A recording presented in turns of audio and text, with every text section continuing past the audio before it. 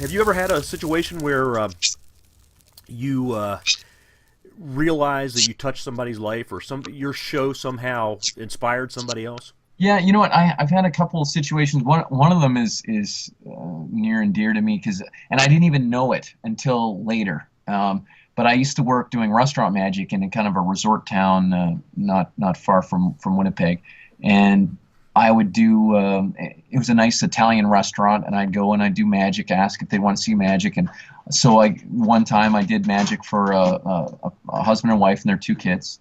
And then the next year I came back and of course, I see so many people, so many tables a day, you wouldn't really, you don't remember everyone, right? But then I went back and I did magic for this mother and her two kids.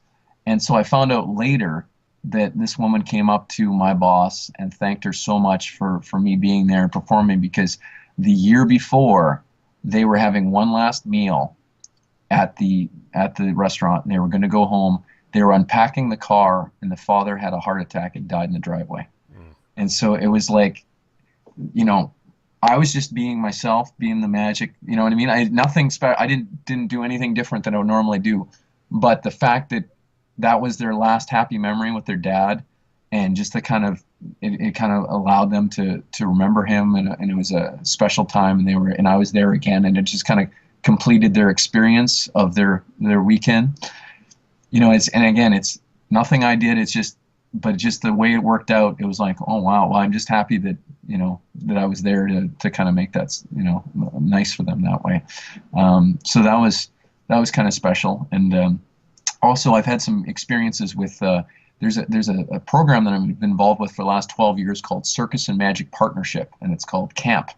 And it was started by a guy that he used to be with Clowns Without Borders, and he's basically has created a camp where we'll go up northern Manitoba, quite remote, a lot of native reserves there, and they will set up for a week, and they bring in kids from all over the place, and we teach them circus and magic for a week, and at the end of the week they put on a show, and their parents all come and watch.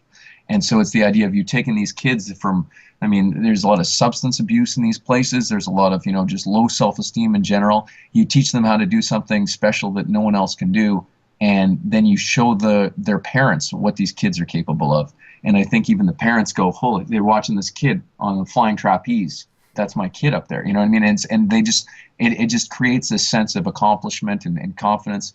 And so, I have 12 years worth of experiences where I've seen kids just, blossom in front of our eyes. And for magic, some of these, we do very, very easy magic tricks. So oftentimes the kids who don't have real physical skills, maybe aren't as coordinated, they kind of were the catch-all, So we get those kids, there's a jumping rubber band trick where a rubber band, you put it on two fingers and you open up your hand and it's on it.